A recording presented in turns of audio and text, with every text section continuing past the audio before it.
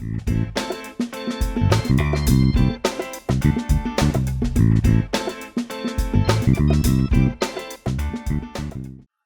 sou Gildo Magalhães, sou professor de História da Ciência, e coordeno aqui no IEA o grupo Cronos de História da Ciência, Epistemologia e Medicina. Sou também ex-politécnico. E hoje tenho a satisfação em termos como nosso conferencista o professor Piqueira, José Roberto Castilho Piqueira, que possui graduação em Engenharia Elétrica pela Escola de Engenharia de São Carlos, da USP, mestrado também lá, e doutorado em Engenharia Elétrica pela Politécnica. Livre docência em Controle e Automação, também da Poli. É professor titular e diretor da Escola Politécnica. Tem uma série de artigos, não vou entrar nesse detalhe, e teve algumas atuações relevantes como membro do Instituto Nacional de Ciência e Tecnologia e do IPEM e da Sociedade Brasileira de Automática, SBA. Nós vamos ter oportunidade de ouvi-lo para falar não desses assuntos, mas de um outro, para a qual, então, passo a palavra. Bom, senhoras e senhores, boa tarde. Eu agradeço muito o convite, fico muito feliz de estar aqui, e eu vou falar um pouquinho sobre complexidade ou sobre engenharia da complexidade. Eu vou contar um pouquinho de história porque eu estou, a rigor, voltando ao IEA. Na década de 90, no final da década de 80, na década de 90, eu participei bastante de um grupo que era muito interessante, que tinha aqui no IEA, que se chamava Grupo de Ciência Cognitiva, que na época era dirigido pelo Dr. Henrique Del Nero. E esse grupo de ciência cognitiva debatia questões relevantes aí a respeito de cognição num outro momento, né?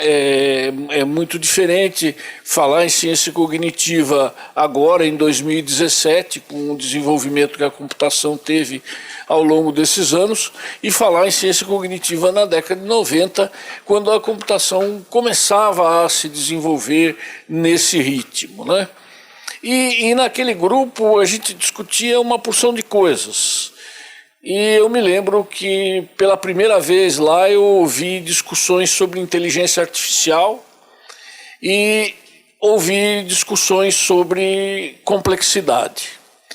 Então hoje eu fico muito feliz porque de manhã teve um evento aqui sobre inteligência artificial com o professor lá da Poli, o Cosman, Fábio Cosman, e agora eu vou falar um pouquinho sobre complexidade. O conceito de complexidade que a gente vai falar aqui é como usar a palavra complexidade é mais ou menos tão complicado quanto usar a palavra informação. Você fala assim, eu vou falar sobre teoria da informação, pronto, já deu confusão. Quem disse que informação é um número, quem disse que ali tem esse conteúdo informacional ou coisa desse tipo, né? Então eu vou tentar tirar um pouquinho da palavra complexidade essa carga semântica comum que ela carrega, né? O que é complexo? Complexo é complicado, difícil de tratar, difícil de fazer, difícil de entender, e fica uma coisa que parece subjetiva, né? Então eu vou tentar falar um pouquinho sobre complexidade e basicamente eu vou usar as ideias que aparecem no livro do Edgar Morin, de Pensamento Complexo, e uma pessoa desavisada que for ler o livro do Edgar Morin, de Pensamento Complexo, vai falar assim, o que isso aí tem a ver com engenharia? Né? Parece que é uma coisa que não tem nada a ver com engenharia, mas eu li forçando a minha barra, tentando trazer aquelas ideias para a engenharia. Todo mundo sabe que a engenharia está passando hoje por uma mudança metodológica mesmo, né? O positivismo do final do século XIX levou à hiperespecialização na engenharia. E essa hiperespecialização serviu para grandes conquistas do homem. Só que essas conquistas foram tão interessantes e tão bacanas que elas levaram à união das modalidades de novo. Então as engenharias hoje passam por uma reunião daquelas divisões que aconteceram ao longo do século XX. E eu vou tentar falar um pouco sobre isso e tentar mostrar que essas coisas estão no livro do Edgar Morin. Eu não vou fazer nenhum comentário filosófico, porque eu não sou filósofo. Também não vou fazer nenhum grande comentário científico, porque eu não sou cientista. Eu vou ler o livro como engenheiro, que é o que eu sou. Então, antes de começar, vou falar algumas referências que eu considero que são importantes. A principal é o livro do Morin. A segunda é o livro do Bertalanffy, do Ludwig von Bertalanffy, Teoria Geral de Sistemas, é um livro de 1968, mas o Bertalanffy tinha escrito já muitos outros artigos ainda na década de 40. Esse livro do Bertalanffy, na verdade, ele reúne todas as ideias iniciais, todas as ideias que apareceram inicialmente. Eu vou falar um pouquinho, acho que esse livro de termodinâmica de sistemas abertos e dissipativos do Prigogine também é muito importante. Eu tenho um artiguinho meu aí que saiu dessa revista, que eu tentei colocar essas ideias anteriores em equações, em sistemas biológicos, e o clássico, o Shannon e o Weaver, a teoria matemática da comunicação. Quer dizer, na verdade, qualquer medida de complexidade começa ou na termodinâmica ou na teoria da informação, ou nas duas, né? Então eu vou tentar contextualizar essas coisas dentro da obra do Morin. Quais são os pontos fundamentais da complexidade? Quando que a gente pode considerar que um sistema é complexo? Primeiro, o sistema complexo é aberto. Se você vai pensar em um sistema complexo, fechá-lo é diminuir a sua abrangência e, como consequência, diminuir a sua complexidade. É a primeira propriedade. A segunda propriedade é a emergência. Emergência, do jeito que eu entendo, é o aparecimento de um comportamento do todo muito diferente do comportamento das partes, qualitativamente diferente do comportamento das partes. Ou seja, você junta as moléculas que compõem uma célula, cada molécula tem suas propriedades separadas, e ao juntar você tem um comportamento emergente. Você tem um comportamento que não é a simples superposição dos comportamentos das partes. A gente vê isso todo dia na vida da gente. No trabalho, a gente está cansado de ver que um funcionário mais um funcionário às vezes dá meio. E às vezes um funcionário mais um funcionário às vezes dá 3. Isso é emergência, é o aparecimento de alguma coisa nova, de um comportamento novo, que não é semelhante ao comportamento das partes e nem é a superposição delas. Isso é emergência. Um sistema complexo é emergente. tem propriedades emergentes. A terceira é a aleatoriedade. Não essa aleatoriedade da ignorância, né? Porque quando a gente ensina processo estocástico ou ensina probabilidade, a gente fala assim, probabilidade está associado com uma coisa que a gente não sabe. Por que a gente, quando joga um dado para cima, associa a isso probabilidade? Aí todo professor de estocástico fala assim, porque se eu soubesse exatamente qual é a força que eu apliquei aqui, exatamente qual é a forma geométrica do dado, exatamente qual era a posição inicial, quais eram as condições atmosféricas, eu escreveria lá as leis de Newton e chegaria na posição final. Como isso é tudo muito difícil, então a gente fala, olha, é um sexto, um sexto das vezes vai cair um sexto vai cair 2, e isso vale para grandes números. Não é dessa aleatoriedade que eu estou falando. Eu estou falando de uma aleatoriedade que vem das não linearidades, que é o comportamento de um sistema semelhante a ruído, sem nenhuma fonte convencional de ruído. É disso que eu estou falando. Então, eu me lembro, quando eu comecei a fazer doutorado, eu era uma pessoa de telecomunicações, que nem o Gildo, assim. O Gildo tinha trabalhado na Telesp, eu tinha trabalhado lá na Elebra, era uma pessoa de telecomunicações. E fui fazer o doutorado com o Jocelyn, que era professor aí da escola e tal. E o Jocelyn era um cara de processos aleatórios. Era uma pessoa que tinha voltado do Imperial College tendo feito doutorado em processos aleatórios. Então ele me deu um artigo de ruído para conciliar o que eu queria fazer com o que ele gostava de fazer. E o artigo de ruído terminava com uma coisa assim: cuidado, às vezes tem coisas que você acha que é ruído e não é. É caos. Quando começaram a falar de caos determinístico em 1985, 1986, esse cara falava lá, olha, pode ser que seja uma coisa de amplo espectro, sem ter fonte convencional de ruído. É dessa aleatoriedade que eu estou falando. E da incompletude de Gödel, que vocês todos sabem melhor que eu, conhecem melhor que eu. Nenhum sistema lógico é completo.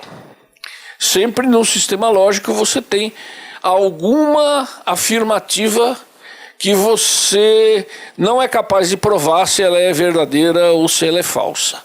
Então, os pontos fundamentais que aparecem na leitura do livro do Morin são esses 4. Então, eu estou fazendo uma tradução de engenheiro dessas 4 coisas que aparecem lá. Então, o que é um sistema complexo? Bom, tem que ser aberto, tem que ter emergência, tem que ter aleatoriedade e é incompleto. Então, vamos em frente. Então, como que isso entra na engenharia? Eu vou fazer a engenharia disso. Como que esse negócio entra na engenharia? Em engenharia, o que é complexo? Bom, você perguntar, sair por aí perguntando para o Márcio Lobo, para o Laganá, para o Reinaldo não, que o Reinaldo é físico, né? O Justo também é físico. Mas se você perguntar para o Reinaldo, para o Laganá, para a professora Liede, o que é um sistema complexo, eles vão falar assim, eu acho aquilo que tem dificuldade especial para eu poder conceber, para eu poder projetar. Engenheiro faz isso, né? Concebe coisas, projeta coisas, monta coisas e opera coisas. A gente olhar aqui em volta da sala, tem um monte de engenharia. Algum engenheiro concebeu um sistema de memória desse computador. Algum engenheiro fez o projeto desse sistema de memória. Algum engenheiro fez o projeto do sistema de montagem. E alguém opera isso aqui, né? Esse é um negócio que a gente não se dá muita conta, né? E que a engenharia está em volta da gente o tempo inteiro. Então, o que é complexo na engenharia? Bom, aquilo que é difícil de conceber, difícil de projetar, difícil de montar, difícil de operar. Por exemplo, uma ponte, por exemplo, o elevado, né? Então, não é também disso que eu estou falando. Estou falando do complexo como difícil de fazer. Estou falando do complexo como ideia.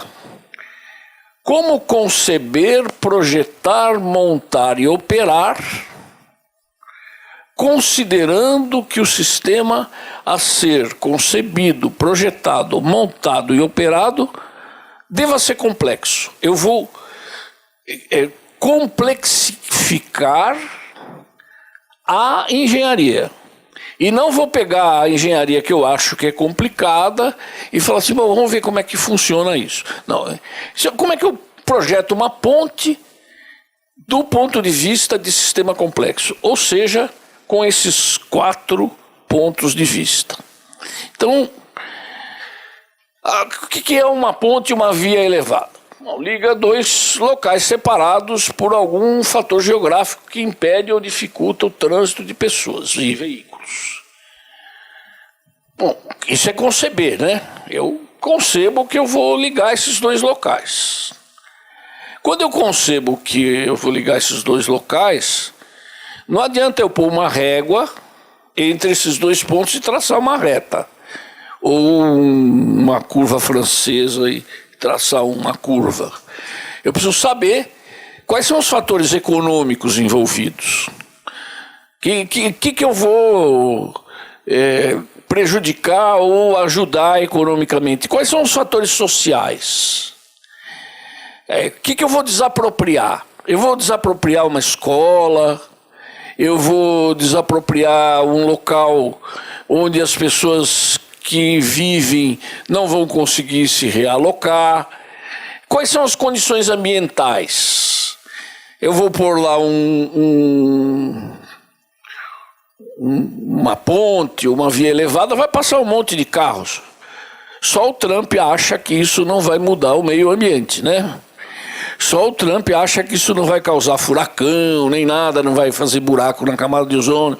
Esse é o jeito antigo de ver engenharia. Eu tenho que ver engenharia agora sim. Eu vou fazer uma ponte, caramba, o que vai acontecer aqui? Quantos carros vão passar por minuto? Qual vai ser o índice de poluição dessa região? Então, quais são as condições ambientais? Quais são as condições financeiras? Então, esse é o primeiro. Conceber hoje é assim. Projetar. Bom, projetar, todos os engenheiros sabem. Quais os esforços que vão ser suportados? Quais as cargas? Quais são os fatores geométricos? Variação da atmosfera, escolha de materiais. Puxa, coisa complicada, né? Pensar nisso e depois fazer lá o desenho, calcular as forças, escolher o material, desenhar a geometria. Isso já parece suficientemente complicado, né? Imagine o que é projetar uma ponte ou projetar um viaduto. Tem que fazer tudo isso. Ah, mas vai ter vento. Aqui tem vento. Será que o vento vai produzir um esforço de quantos newtons? Se eu colocar tal material, vai suportar esse esforço ou não vai? Quais são as vigas? Quais são os pilares? E vai por aí afora, né? Fazer um projeto disso é complicado. Então, estou falando da complicação, não da complexidade ainda. Aí tem o projeto executivo. Projeto executivo, então, faz a lista de material, vai tanto disso, tanto de concreto, tanto de areia, tanto de piso de tal tipo. Construção, acompanhar, porque na construção aparecem um monte de problemas que não foram previstos. Bom, depois de tudo isso, feito tudo isso, supondo que todo mundo fez tudo isso de maneira idônea, de maneira cuidadosa, né? E bem feita, tem uma festa, tem inauguração. Aí tem mais 3 coisas. Tem a manutenção preventiva, a manutenção corretiva, pode acontecer acidentes, e tem a desengenharia. Algum dia você vai ter que destruir aquilo. E só para vocês terem uma noção, cerca de 40% das emissões de CO2 no Brasil são devidas à produção de cimento. Isso é uma coisa que as pessoas não se davam conta 10 anos atrás. Que produzir cimento aumenta o CO2 na atmosfera. Então não faz mais cimento, e aí não faz mais casa. Não, tem que pensar agora no problema de maneira diferente. Porque tem uma desengenharia. A desengenharia, aliás, tem um livro espetacular chamado Desengenharia, escrito por um professor da Poli, chamado Sanches, do Departamento de Engenharia de Minas. E ele mostra como o desastre que é fechar um posto de gasolina. E a probabilidade de contaminação, de fazer um prédio em cima do lugar onde era um posto de gasolina. Ninguém dá muita bola para isso, mas tem lá metais pesados e mais um monte de coisas. Então tem uma desengenharia para ser pensada. Então tem que pensar em tudo isso. Pensar em tudo isso é complicado? É. Agora, vamos pensar nisso como um sistema complexo. Porque a gente está pegando um problema complicado. Quando vai fazer uma ponte, por exemplo, é a mesma coisa, né? Definir o traçado, altera o uso do solo, projeto executivo, construção, operação, medições. As medições podem influenciar a rotina diária dos motoristas, do transporte individual e coletivo. Então, tem um problema complexo, tem um problema complicado, você divide lá nos pedaços e vai tratar cada pedaço do jeito que você consegue, com o conhecimento que você tem. Isso aí tem a carga semântica da disjunção. Quando você olha um projeto deste jeito ou desse jeito, você está dando a ele a carga semântica da disjunção. Você está falando assim, eu calculei as vigas, lasque-se. Passou para o outro. Eu calculei os ventos, passa para o outro. Eu construí, passa para o outro. Eu estou fazendo a manutenção, passa para o outro. Essa é a carga semântica da disjunção. Isso é a engenharia do século XX. A mais desenvolvida possível. Não estou falando que é ruim aqui, boa ali. Não tem nenhuma conotação desse tipo. Ela tem a carga semântica de junção, porque considera os sistemas estanques e não conectados. Considera cada sistema fechado e considera cada exemplo completo. Cada pedaço é completo. Não tem espaço para incompletude, não tem espaço para o sistema aberto, não tem espaço para as conexões. O resultado está aí, Paulo de Fronten. Por que será que o elevado Paulo de Fronten caiu? Porque o cara da construção resolveu fazer em linguagem... que eu sou engenheiro eletricista, então eu não sei direito esse negócio de civil. Mas parece que ele tinha que fazer localizar alguma estação, algum ponto do elevado, que ele tinha que fazer lá um buraco para poder fazer um trânsito de material ou coisa do gênero. E ele fez sem perguntar para quem projetou. Quem projetou estava dormindo, estava em casa, e quem está operando é outro. Isso é a disjunção. Esse é olhar para a obra de engenharia como disjunção. Olhar para a obra de engenharia como uma coisa aí que é um sistema fechado. Eu fiz meu projeto. Outro fala, bom, eu estou fazendo manutenção. E caiu. Todo mundo sabe. Eu só quero falar uma coisa. Toda hora nesse cantinho aparece aquele desenho, né? Aquele é o nosso futuro. Ali é uma maquete do nosso futuro prédio de engenharia de petróleo e de sistemas complexos em Santos. Por enquanto nós temos um prédio lá, mas não está bonito ainda assim. Ele funciona, mas vai ficar bonito assim um dia, tá certo? E lá em Santos é que nós queremos desenvolver o nosso curso de engenharia de sistemas complexos, que já temos lá operando o nosso curso de petróleo. Com todas as dificuldades que vocês imaginam. Então aí o Paulo de Fronten é um jeito de olhar assim. Olha que maravilha da engenharia. Esse é um minhocão. Em 1972, mais ou menos, vocês olham as Kombi, tem um DKV, olha, um DKV, um Carmanguia. Então, isso aí é o elevado que hoje chama João Goulart, é o minhocão. Nos anos 70, é só quebrar um carro aí em cima, pronto. Então, ninguém pensou nas pessoas que moravam em volta. Ninguém pensou no comércio que tinha em volta. O projeto estrutural deve ter sido maravilhosamente bem feito, porque não caiu até hoje, está lá. Mas imagine o que isso causa de poluição na região.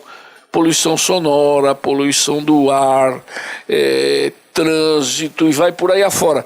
Porque ao fazer isso, as pessoas falaram assim, tem que fazer um elevado, vamos melhorar o trânsito. Da onde até onde? Daqui até ali. Como? Faz aí, ué. Aí o cara faz, o sujeito resolve. O problema de calcular os pilares, esses negócios, o pessoal resolve. Agora, resolver esse problema como um todo, olhar para isso como um problema complexo, bom, isso evidentemente não foi feito. E isso está lá até hoje e ninguém pensou, por enquanto, em nenhuma outra solução que pudesse ao menos atenuar alguns efeitos disso aí. Outra coisa, então isso é disjunção. Isso é disjunção e isso é olhar para o sistema como um sistema fechado. O minhocão é um sistema fechado, não um sistema aberto. Ele está sendo olhado como um sistema fechado. Isso aqui nem se fala, isso aí foi outro dia. Essa ponte aqui é em Santo Amaro. Lembra que passou um caminhão embaixo, explodiu, não sei o quê? Bom, não tinha uma placa para dizer, não pode passar caminhão dessa altura? Não tinha. A operação do sistema viário não tem nada a ver com a concepção do sistema viário. Alguém fez esse projeto e não falou para o pessoal de operação, olha, não deixa passar caminhão de mais não sei quanto. Quanto não custou isso para a prefeitura, para a população? Né? Isso aqui também é disjunção e isso aqui também é não olhar para o sistema como um sistema aberto, é olhar para o sistema como um sistema fechado. O cara de transporte manda por lá as placas, o cara daqui manda fazer a estrutura bonitinha e aí acontece essa desgraça. E alguém que é responsável pela operação não fica monitorando nada, né? Não tem monitoração nenhuma. E a gente normalmente pensa no prejuízo. Quanto custou para consertar a ponte? Custou lá uma grana. Mas isso aqui, quanto custou? Todo dia às 8 horas da manhã. Quanto custou todas as pessoas terem que descer do ônibus que passava por ali, andar a pé um bruta trechão, o ônibus dá uma volta, quanto gastou a mais de combustível, quantas as pessoas gastaram mais de saúde, quanto o trabalho dessas pessoas ficou prejudicado. Né? Esse acidente, ele é muito mais do que um simples acidente de estragar uma ponte.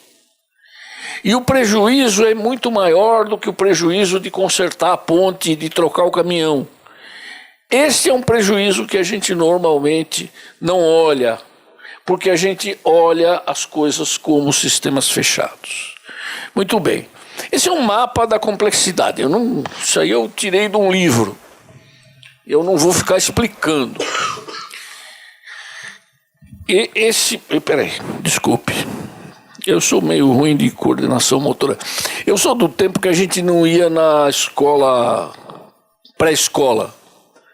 Não tinha creche, pré-escola. Ficava jogando bola na rua, né? Então eu não tenho coordenação motora boa, não desenvolvi, não faço traço retinho, essas coisas, porque não fiz essa matéria, né? Então vocês podem se divertir um pouquinho com a minha falta de coordenação. Mas isso tem num livro que chama Social Theory of Complexity. Ele mostra todas as conexões, né, da ciência da complexidade.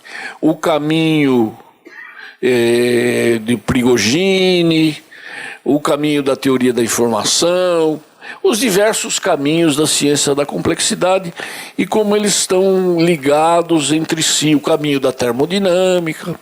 Então esse é um mapa dos sistemas complexos. Então agora vamos fazer outra coisa. Vamos falar de complexidade de outro jeito. Agora vamos projetar usando os conceitos da teoria da complexidade. É diferente. Não vamos olhar para o sistema e falar, nossa, que coisa complicada. Vamos dividir em várias partes, você faz essa, igual aluno de laboratório. Laboratório na Poli é assim. O que a equipe de laboratório faz? Você faz a medida. Você faz o relatório, você faz os desenhos. Né? É mais ou menos assim. Isso é... Ninguém aprende nada. Nenhum dos três aprende nada. E esse é o jeito que a gente vê um sistema complicado. Agora, vamos pegar um sistema complicado e vamos olhar como um sistema complexo. Primeiro, ele é um sistema aberto. Se ele é um sistema aberto, eu vou tentar olhar todas as interações possíveis que ele pode ter. Você fala, mas isso é muito difícil. Felizmente, hoje a gente consegue manipular grande quantidade de dados em tempo real. Então, quando as pessoas falam em Big Data, estão falando disso. Estão falando em você poder pegar o projeto do Minhocão e olhar os aspectos estruturais, os aspectos econômicos, os aspectos sociais, os aspectos de uso do solo, colocar tudo isso aí num conjunto grande de dados. Isso que é Big Data. Big Data não é um programa que tem um monte de gente querendo vender para a gente. Big Data é saber usar bem a grande capacidade de memória e de manipulação de dados que hoje a gente tem disponível.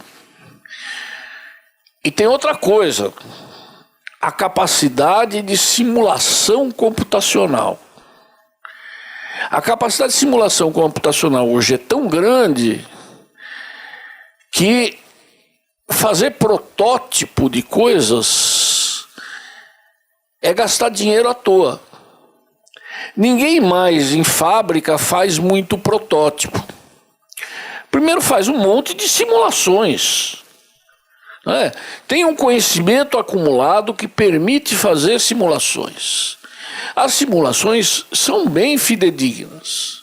Só depois que você opta por um tipo de simulação, um conjunto de parâmetros que você acha interessante, é que você faz algum protótipo. Então você pode simular montagem, execução com alto grau de previsibilidade. Tem a engenharia, a ciência da computação tem um conhecimento acumulado tão grande que você consegue fazer coisas grandes. Na engenharia civil, eu não conheço isso, mas tem uns negócios de ferramenta de BIM. Esse negócio de ferramenta de BIM é tão sensacional que você consegue ver simulada a obra na obra. Você consegue chegar lá no prédio com os negócios de laser, não sei o quê, e você está lá na obra e fala, puxa vida, se eu trocar isto, vai ficar daquele jeito. Você vê na tela na hora. Então, hoje, projetar sem... Você vai falar assim, bom, mas sempre você vai fechar o problema em algum lugar. É verdade. Sempre a gente vai fechar o problema em algum lugar. Porque o modelo completo de qualquer coisa é a coisa. É gozado, as pessoas falam assim, mas isso é só um modelo. É só um modelo. Se não fosse um modelo, seria a própria coisa. É só pensar no mapa. Você fala assim, puxa, se eu ponho mais detalhe no mapa, mais fica a estrada. Tá certo?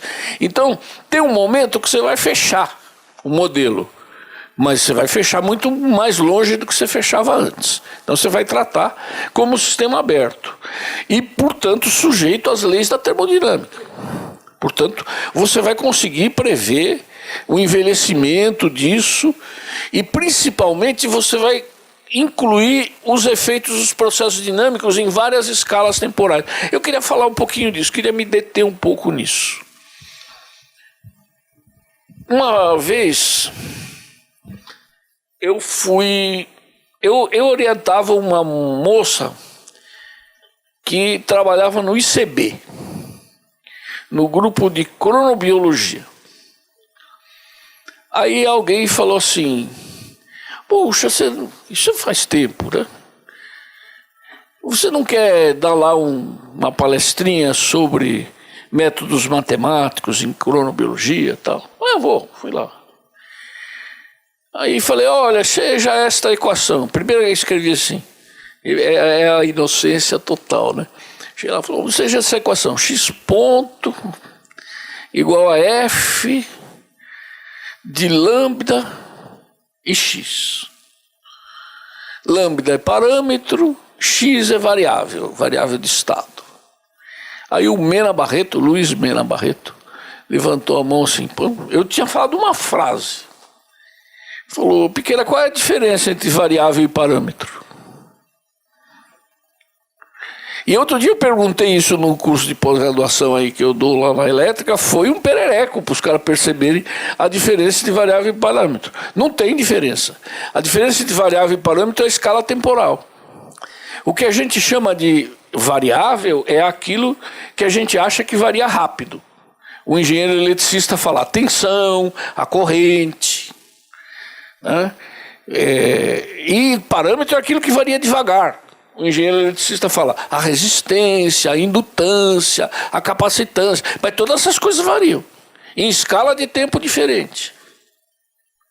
Então, quando o cara faz lá uma ponte, tem uma escala de tempo longa que o pilar vai sofrer uma degradação. Então, simular em escalas de tempo maiores é fundamental para você planejar a manutenção, coisa que não se fazia mais. Que não se fazia, agora dá para fazer. Dá para você ter um modelo simulado, dá para você, o pessoal de engenharia civil consegue fazer um BIM e olhar lá no BIM o que vai acontecendo ao longo do tempo com o sigma lá da parede, com a tensão de ruptura ou coisa do gênero. Então, essa história de incluir as diferentes escalas temporais é um problema importantíssimo na engenharia. Porque um dia vai ter que fazer a desengenharia disso. Quando? Como? Por isso que eu me detive um pouquinho mais nessa conversa. Então, agora, isso é sistema complexo. Não é sistema complicado. É pegar o sistema complicado e falar assim, deixa eu olhar. Deixa eu olhar com o olho de sistema complexo. Deixa eu olhar com o olho do Edgar Morin. Deixa eu olhar com o olho da complexidade. Muito bem. Então, como é que eu projeto e construo o sistema aberto, Big Data. Como ficam os exemplos? Bom, na verdade, a ponte passa a ser um novo elemento. E é um elo entre o sistema e o meio. Você vai poder responder perguntas assim: como ela está posicionada no contexto global da via que ela faz parte? Como as intempéries mudam sua construção e operacionalidade? Como a ponte afetará a mobilidade urbana? Como o tráfego em volta afetará seus parâmetros físicos? Como a emissão de poluentes dos veículos afetará a saúde das populações vizinhas? Como a área em volta se organizará?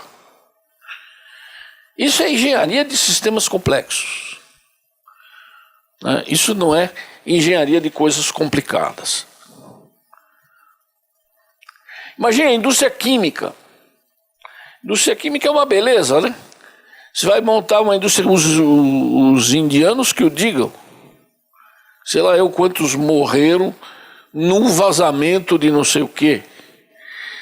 O Porto de Santos quase teve, o ano passado, um acidente de proporções que a gente nem é capaz de estimar. Então, quais os benefícios e prejuízos? Qual é o local?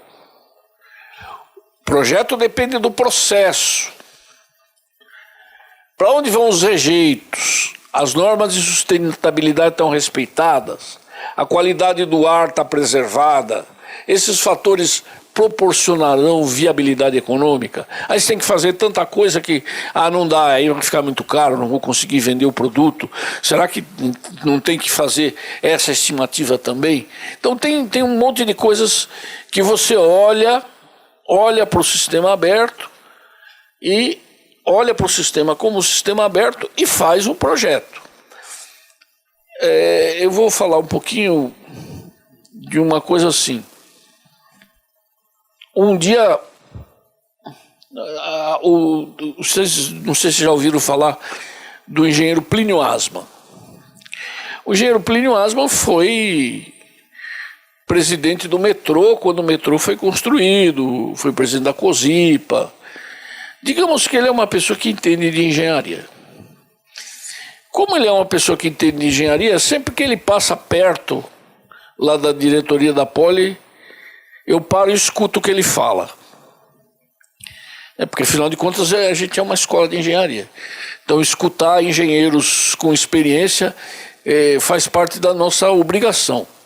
E ele ensinou para a gente, ensinou para mim, para a Liede, para o Mauro Zilbovícios, uma coisa importantíssima, que o maior problema de mobilidade urbana em São Paulo não é construção de viaduto, não é construção de metrô, e olha que ele é um engenheiro de transportes, não é construção de avenida, é emprego no lugar certo, é gerar emprego no lugar onde as pessoas moram, porque as pessoas moram infinitamente longe da onde elas trabalham. Então o pessoal olha para o problema de transporte de um jeito, quando a pessoa olha e fala assim, puxa, vamos fazer a Radial Leste. A Radial Leste cheia, vamos fazer mais uma avenida. Ninguém pensa, vamos levar algumas dessas empresas para a Zona Leste? Vamos gerar alguns empregos na Zona Leste, na Zona Norte. O problema de mobilidade urbana, ele é um problema sério nas grandes cidades, mas ele é essencialmente um problema de movimentação para o trabalho. Então, pensar em mobilidade urbana é muito mais do que pensar em obra. É pensar em desenvolvimento das diversas regiões, em equidade do desenvolvimento. Todo mundo tem que vir para Berrini, para Paulista, para não sei aonde. É um inferno. Aí depois tem que voltar. Então, realmente não é olhar para o sistema como um sistema aberto, é olhar como um sistema fechado. Então, qual é a proposta da engenharia da complexidade. O que é a engenharia do sistema complexo? Nada disso que eu estou falando é original. Tudo isso que eu estou falando eu pensei lendo o livro do Morin e discutindo com as pessoas que andam à minha volta, né? Com a Liede, com o Mauro, com o Laerte, com esses caras que estão pensando a engenharia de um jeito mais amplo, né? Então, o que a gente pode pensar? Que os diversos cenários agora podem ser simulados e estudados. Cenário físico-químico, biológico e antropológico. Você tem esses 3 cenários quando você faz um projeto de engenharia. É transdisciplinar de interação efetiva, com as aleatoriedades melhor estudadas. É uma proposta não totalitária. É dizer assim, olha, não é esta coisa predomina sobre aquela.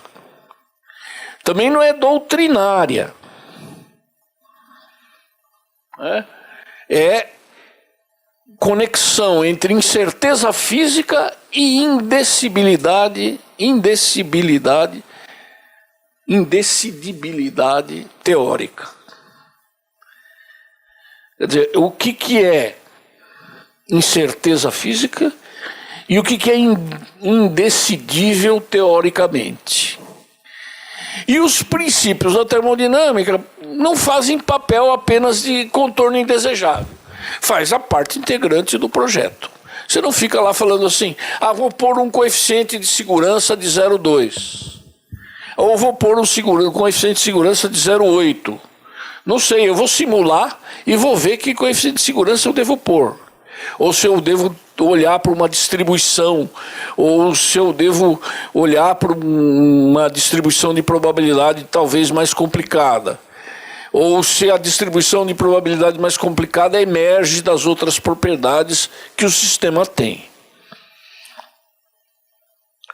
Discussão final. Eu queria voltar e falar o seguinte.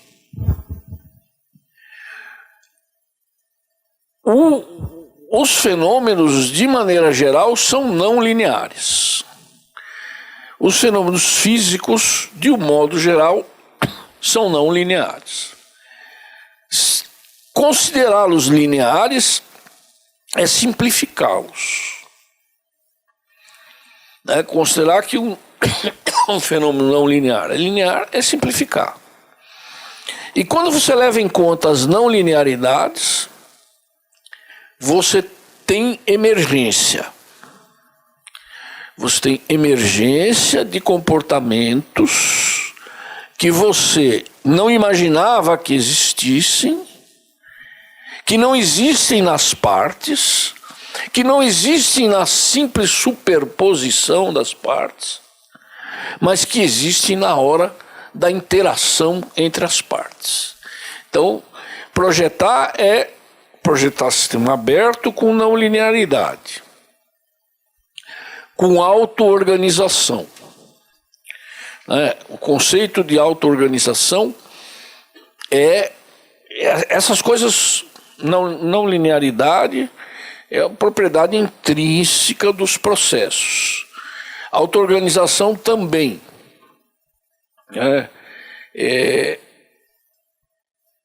A auto-organização, uma porção de gente estudou aí de várias maneiras.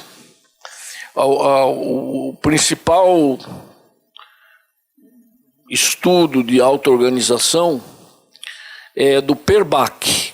Não sei se já ouviram falar. Perbach é um físico de origem oriental e que vive nos Estados Unidos. Ele tem um livro chama How Nature Works.